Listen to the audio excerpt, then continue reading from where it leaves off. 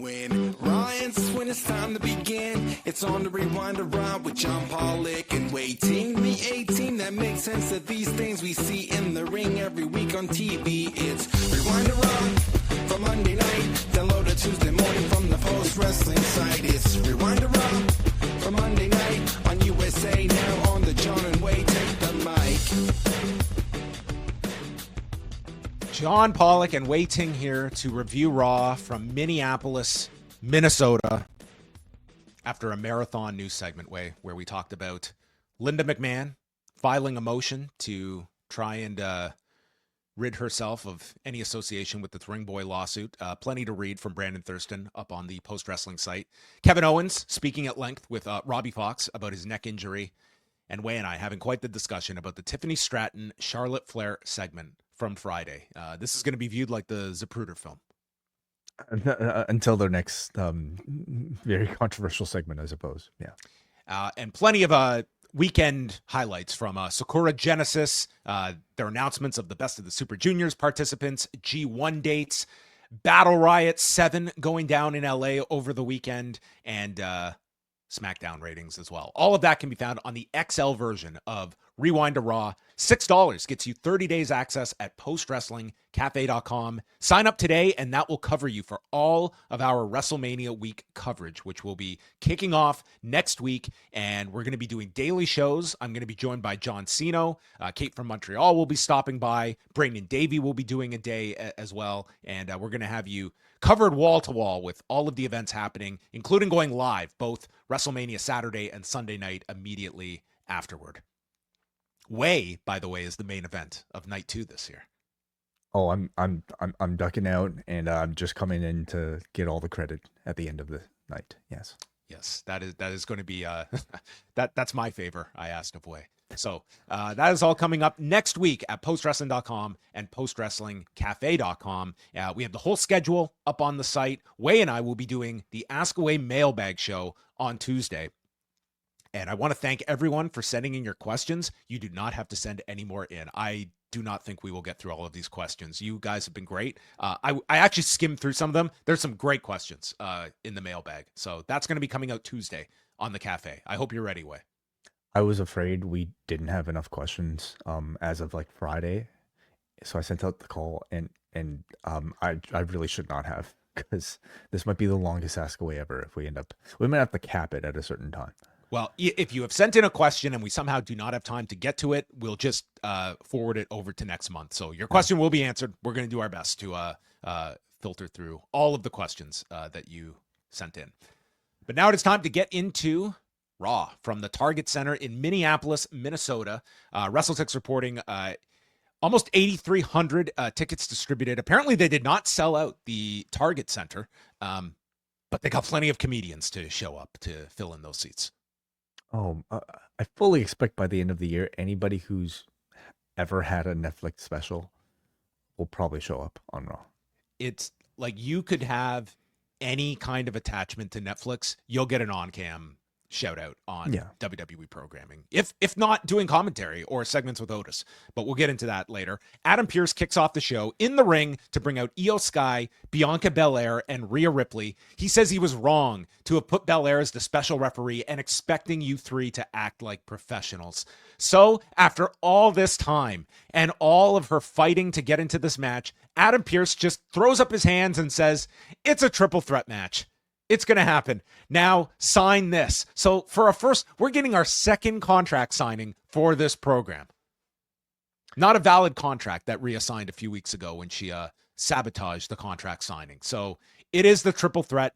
Bianca admits, "I would have been upset a few weeks ago after doing all the work, winning Elimination Chamber, but then Ripley got into our business. I'm not scared of her. I don't even care anymore. And I still won the chamber after watching my best friends come to blows." And she tells Rhea to shut up, stop whining as she tries to speak. And Rhea and Bianca get into it. Once again, Io gets pie-faced and she's had enough. So she springboard missile drop kicks Rhea right into Belair, and the crowd leaves chanting for Io, and she will not be the afterthought. So after all that time, it's done. It's a 3-way match for the title.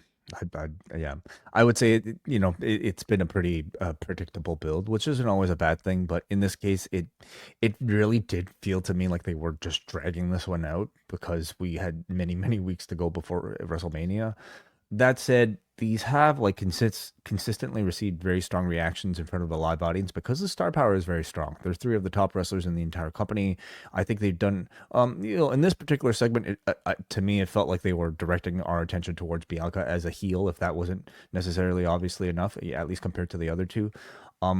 Maybe for me, I've been most impressed in how they've been able to make Io feel like a relevant part in all of this. And if you just kind of rewind back to like January, it was really looking like she was going to be left out from a prominent position at WrestleMania.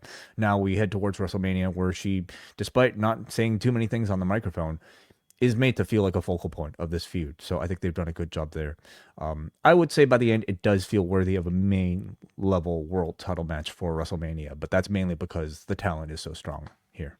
Yeah, there's a lesson here is that if you want to get into a title match at WrestleMania, just keep getting involved in their segments. They can't deny you after 6 weeks. They'll just insert you to alleviate the nuisance that you have become. Yeah, unfortunately, it's another instance of perhaps the Royal Rumble and Elimination Chamber kind of being discredited. But it's pro wrestling. And you can't tell me that in MMA, like in the UFC, like this sort of like shit talking doesn't get you your big main events too. Oh, this is how, Matt Hughes had to defend the title against both George and Matt Serra together. Of course, that's how it happens. So we get a triple threat for the women's title, and announced going into tonight's show is the official announcement of the four-way match for the Intercontinental title with Braun Breaker, Penta, Finn Balor, and Dominik Mysterio, as we had expected. Yeah. So they didn't even bother with like contract signings and people stealing contracts or anything. They're just like, yeah, it's a four-way. Everyone guys wants a match. Everyone's got it. Yeah. Judgment Day is in the clubhouse, and Balor doesn't understand why both him and Dominik are in the match, and didn't even know Dominik wanted a title shot as well, with Liv revealing she got him into the match and stating that it now doubles our chances of winning. And it doesn't matter who wins. Balor agrees with this and then notes the classic, people say that Dominik doesn't have what it takes to win at WrestleMania and isn't tough enough, no killer instinct, and is a loser. But you can prove them all wrong tonight, Dominik, by beating Penta all by yourself. And he walks off, but Carlito mentions that he's got his back while also mentioning the Mall of America. Yes. Minnesota's finest landmark, perhaps. Yes. That once housed Brian Pillman and Jushin Liger. And Ricky Starks / Saints. Yes, coming down an escalator. Yeah. The sort of like the only real story we have heading into this like Intercontinental four-way is really between these two, Dominik and Finn Balor, and the tension that they've been kind of trying to tease between the two. That might come to a head at WrestleMania. Maybe we'll finally get that new member of the Judgment Day. Maybe we'll get an actual split between the two. But it's really these two in a program and two really cool baby faces in Penta and Braun Breaker along with them. Our first match of the show is Lyra Valkyria defending the women's Intercontinental title against Bayley, with the backstory that Bayley had beat Valkyria in the qualifier for the Elimination Chamber and has been Valkyria's only loss since winning the title. So early on, Bayley goes for her sunset bomb into the corner. She literally had no room to throw her, and Lyra counters anyway with a roll-up of her own. And then Lyra ties up the legs and applies the PTO, the page tap out, onto Bayley. And I don't think anyone in the crowd or on commentary made this connection. There was no big pop for this, but I found it an interesting move for Lyra to use. Okay, interesting. Could have just been thrown out there. I mean, if you take what Saraya said, Saraya's all but saying, please sign me, WWE. I'm 100% coming. And what was this, Lyra? Maybe saying, yes, sign her. Listen, if I was advising Lyra, I'd be encouraging her to shoot her own angles for anything coming up. Okay, there's many lessons to be learned. So Bayley hits a baseball slide under the turnbuckle, then misses Lyra on the suicide dive, and Lyra leaps through into a Bayley to belly. Both end up breaking the count. Michael Cole calls this an electric crowd, which it was not sounding electric when he decided to use this description. And then Cole kept up the momentum because Lyra goes for a very clear-cut gut-wrench powerbomb, and Michael Cole is trying to call this like it's the Nightwing, which it looks nothing like, and just say, oh, he didn't get all of that Nightwing. I was like, she hit a perfectly fine-looking gut-wrench powerbomb, which is not the Nightwing. So anyway, we continue. Bayley lands with a big knee and then applies a Boston Crab, drags her to the center and turns it into the Lion Tamer version, and then releases it, going for the Rose Plant, but Lyra evades and catches her with the jackknife cover in 13 minutes and 24 seconds, and Lyra puts her hand out, and Bayley looks at the hand, and her inner Dax Harwood just knocks the hand away. I will not shake your goddamn hand. And then Bayley realizes, you know what? I got a team with this person on Friday. She comes back and embraces her, gives her a big hug. And that was the end here. A good match that these two had. She was thinking, man, it wasn't that long ago that I turned babyface. I can't turn back into a heel just yet. I better hug this person. I need a Mania spot, and teaming with her is my only shot at being booked on this show. Yeah. I thought a good match and one that I think earned this crowd's respect by the end. They seemed captivated.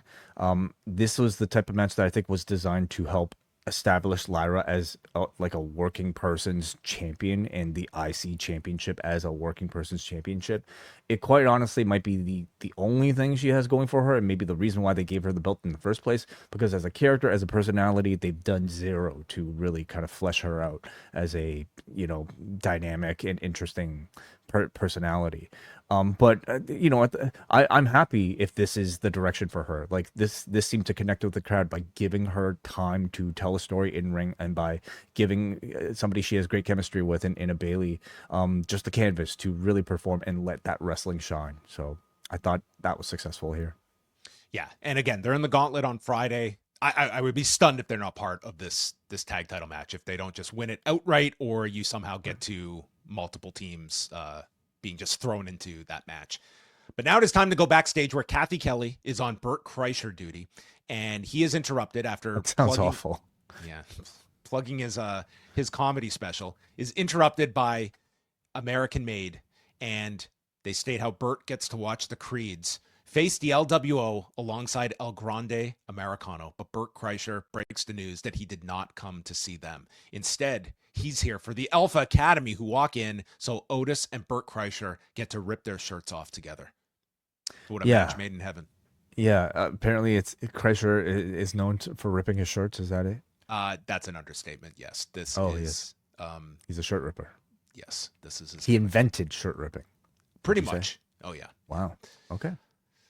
Pat McAfee is going to be broadcasting from the World on April 17th and 21st, which will be airing on ESPN.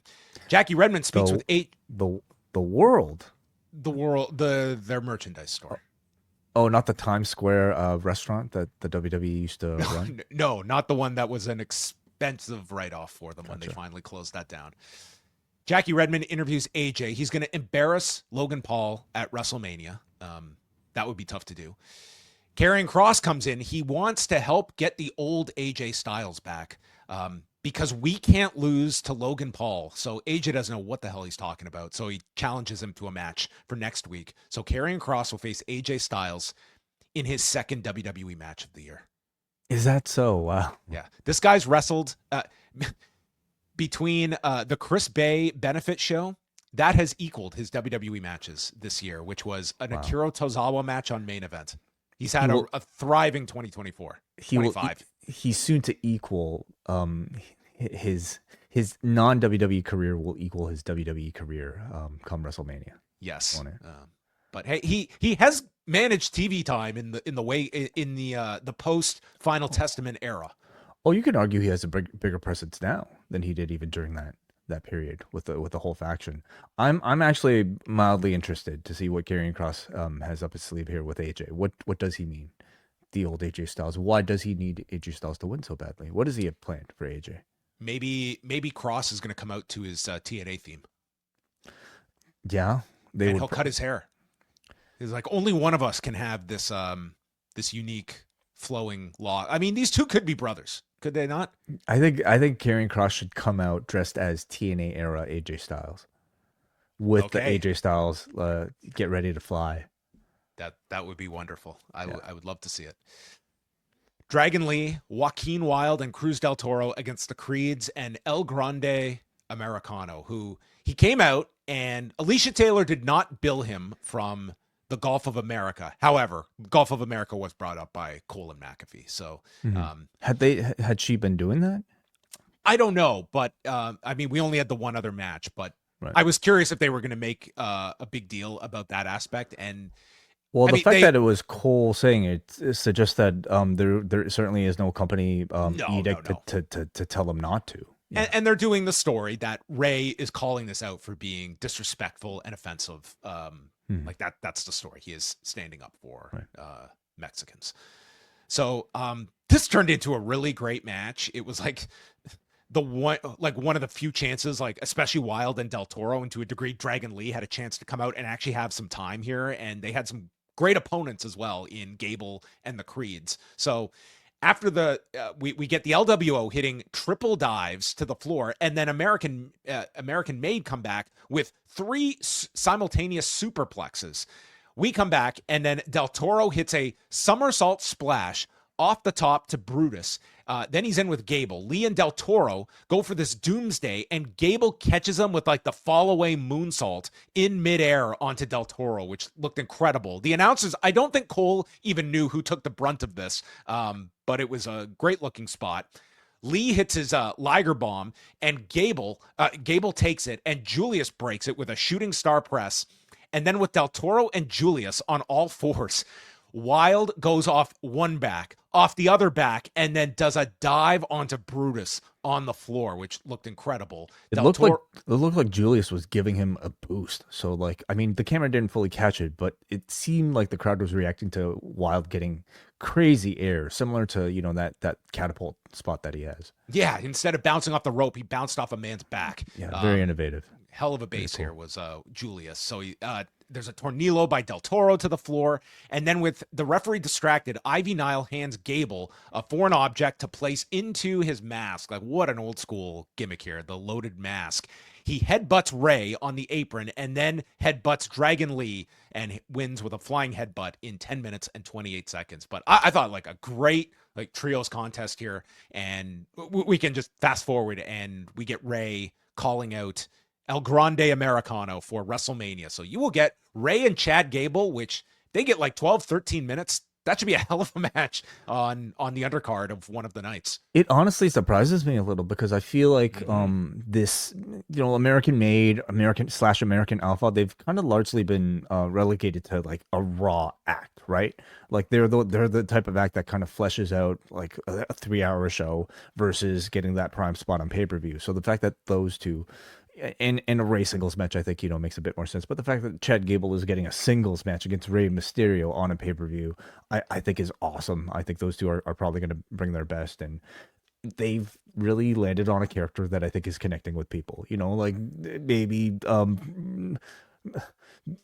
connecting too much in some ways, you know, with some of the material. But nonetheless, it's a heel act that I think people could take seriously, and certainly with Rey Mysterio, it becomes a far more juicier story.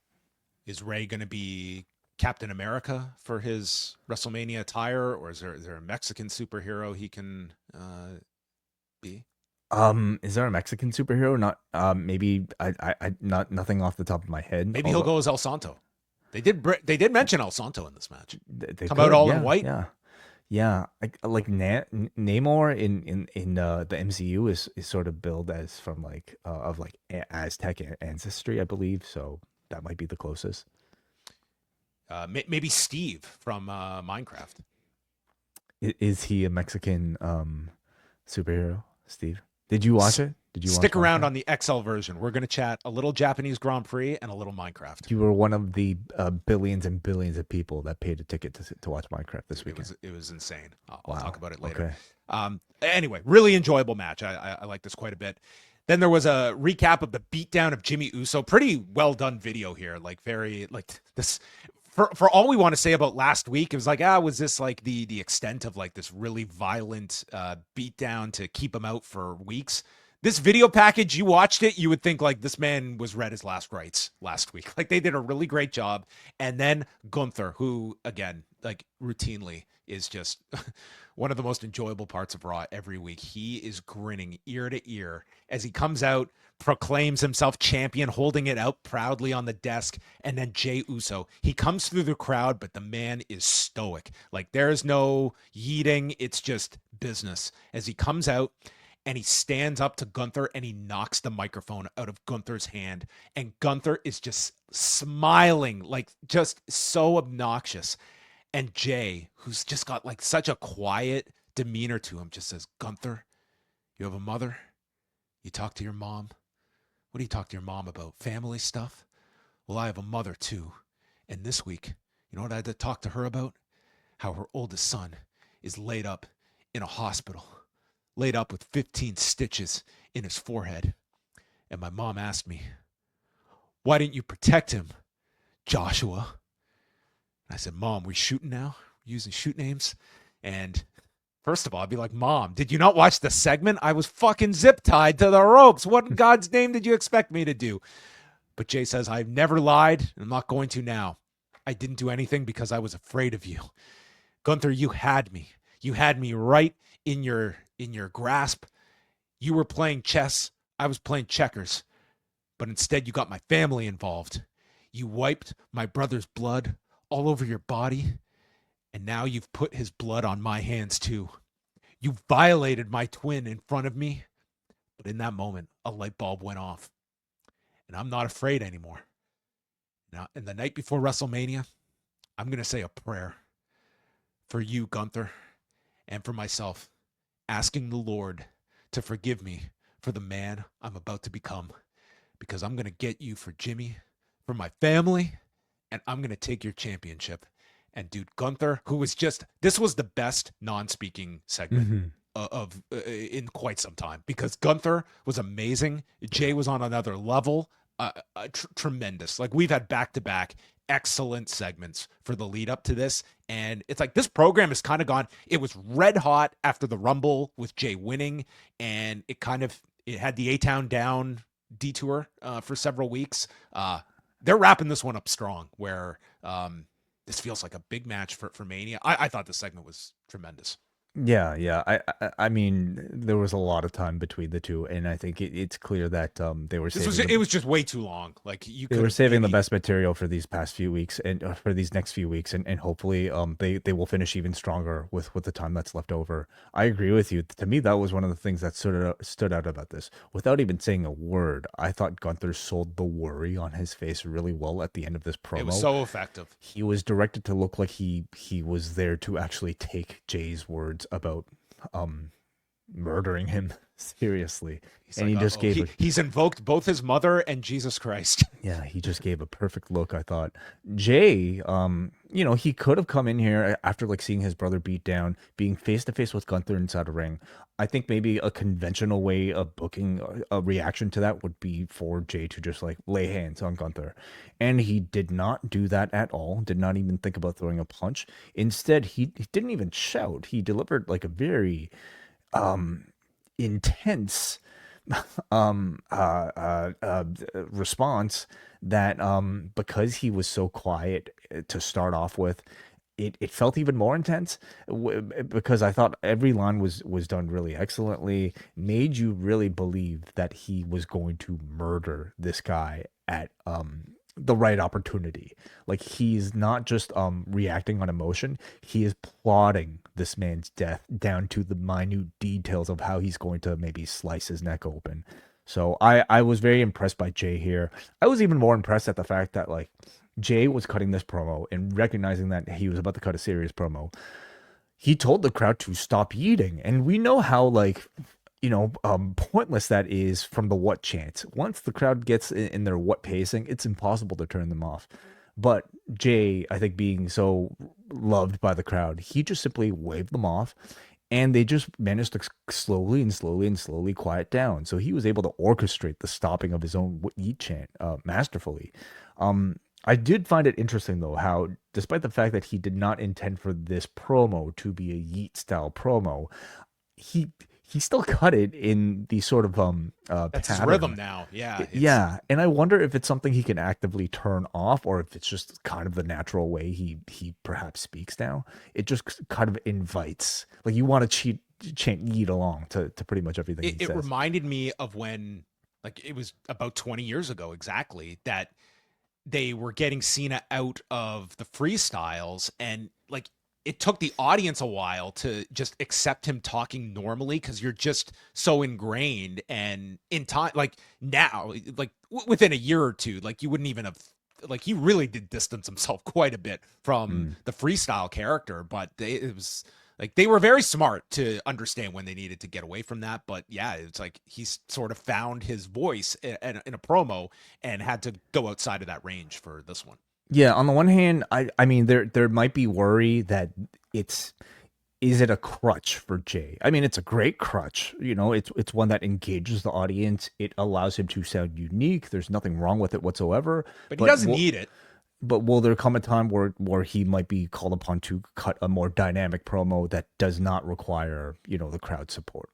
Yeah, and it's like, there's some people who like fall into the what trap, because like just they just leave the beats for the audience, like the openings, and it's like you almost had to like rewire your promos to avoid those for a long time.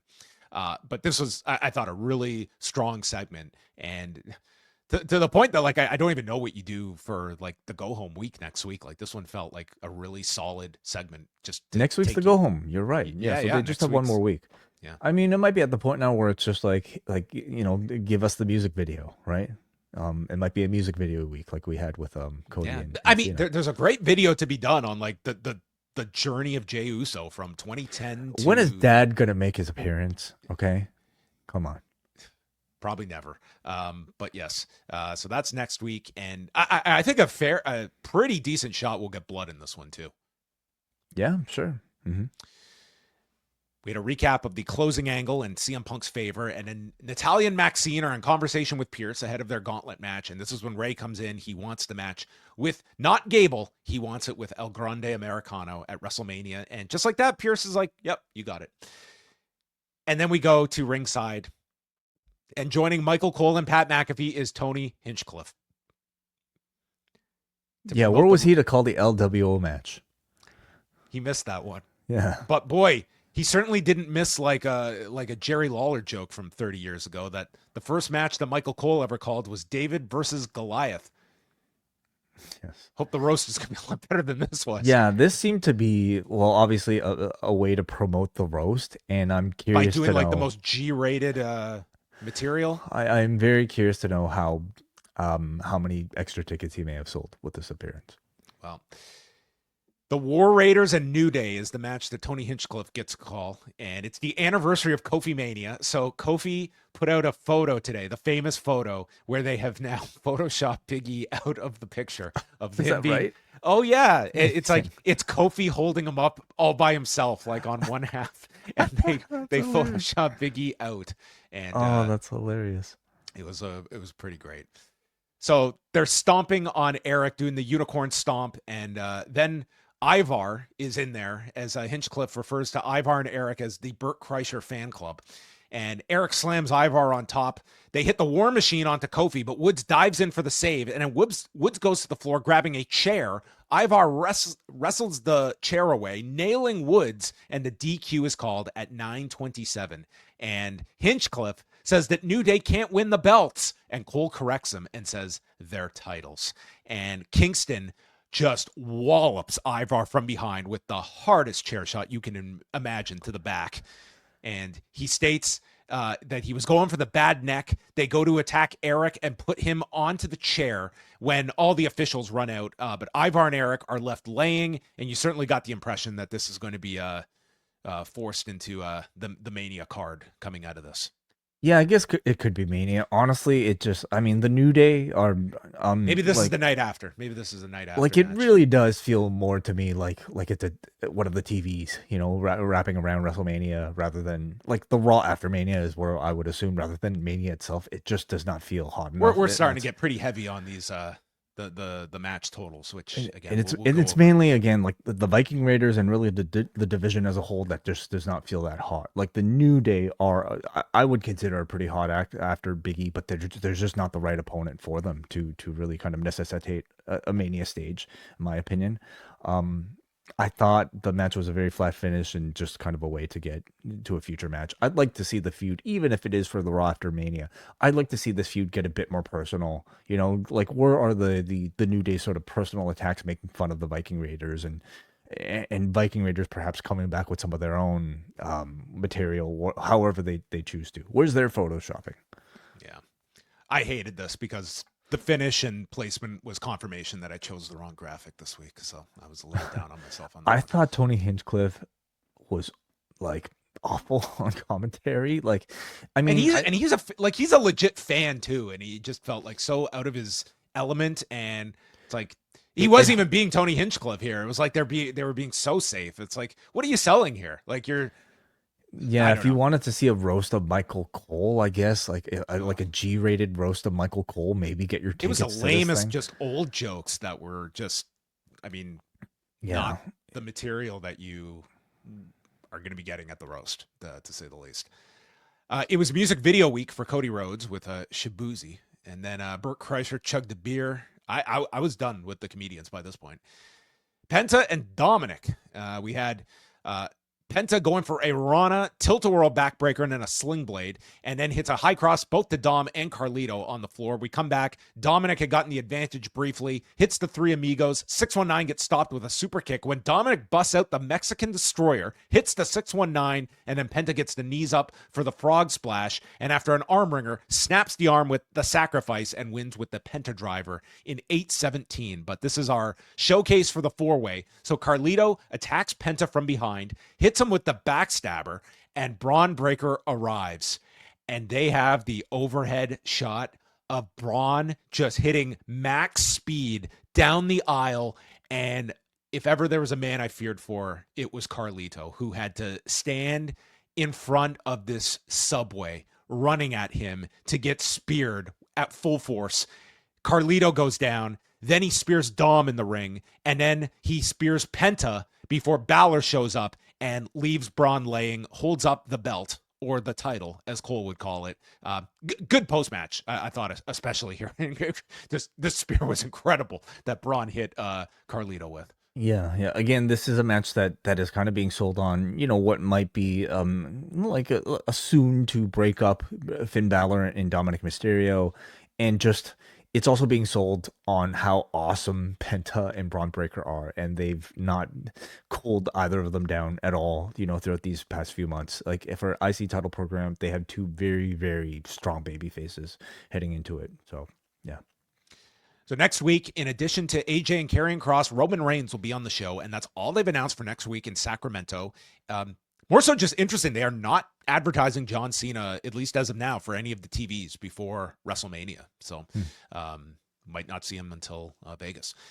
American Made return. Oh, this was during a commercial break, which people probably didn't see. Gable came out with American Made, apologizing for not wrestling, and then healed on Minneapolis.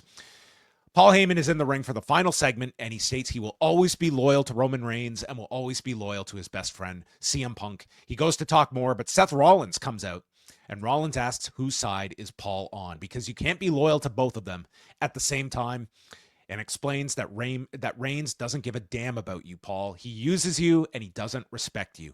And he goes back to Mania last year. Reigns lost the title, and then he disappeared for months, and he didn't take you with him. Instead, he left you with Solo Sikoa and the Bloodline. And how did they treat you? Reigns never came to save you. He left you to be massacred in your hometown in front of your two children. And Punk wasn't there for you either. Punk walked out of this place 10 years ago and left you too, and then tried to tear down everything you were building here, Paul. He says that Punk was not the first choice to team with them at War Games. I was the first choice. Punk was the last choice, and he only did it so that he could get a favor out of you. Punk only loves himself, and he feels bad for Heyman because he's caught between a rock and a hard place, and the easiest solution would be to remove Heyman so he doesn't have to make this choice. And Rollins could make him go away, and states it's all for your own good. And we can find out how much Punk really does care for you. And he starts pushing around Paul Heyman, asking if he's worth this much or this much. And Heyman finally snaps, warning him not to put his hands on him. When Punk finally runs down with minutes to go, attacking Seth, they brawl around the ring, and Punk teases a stomp onto Seth on the steps. But Rollins rolls into the ring. Punk follows, leaving him open for a stomp as Rollins hits it. And as Heyman is checking on him, Rollins leaps in the air. You think he's going to stomp Heyman, but instead he just puts the foot down next to Paul and tells him, "Now you owe me a favor." And that's how it ended. I thought Seth was really great in this segment at the end, and they're definitely giving you the tease of these two being in a grand plan for the two of them. We will see. Mm-hmm.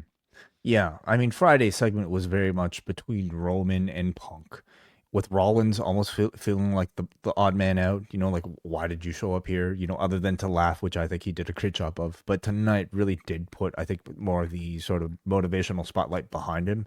And he delivered, I think, one of the best performances I've seen from him in a long time.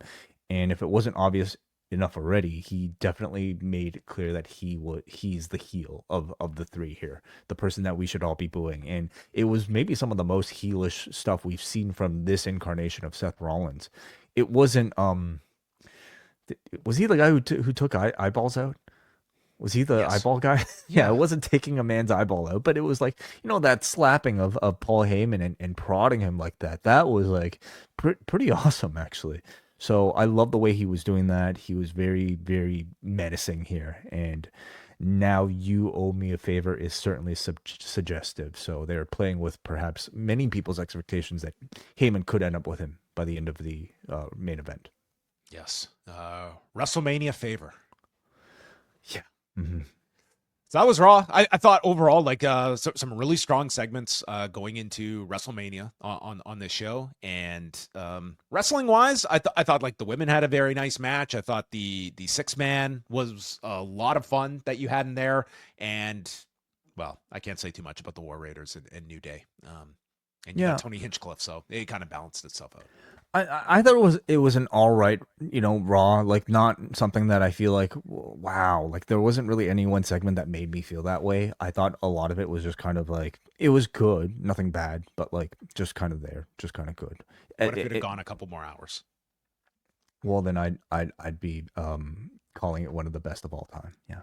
Okay. Well, we have one more Raw to go before WrestleMania, and here's our updated lineup. We have 11 matches official so far, with Reigns, Punk, and Seth as one main event, Cody and Cena the other main event. And then rounding out the card, we have Tiffany, Stratton, and Charlotte Flair, which might be a WWE Underground match by the end of it. Gunther and Jey Uso for the World Heavyweight title. Io Sky, Bianca Belair, and Rhea Ripley is now official. AJ Styles against Logan Paul. LA Knight against Jacob Fatu for the United States title. Liv Morgan and Raquel defending against the Gauntlet winners. Jade Cargill against Naomi. Braun Breaker, Penta, Finn Balor, and Dominik Mysterio for the Intercontinental title. And Rey Mysterio against El Grande Americano. 11 matches. Yes. So far. Yeah. So I could certainly see New Day and War Raiders. Like, you would figure that I could see this like around 7 matches each night.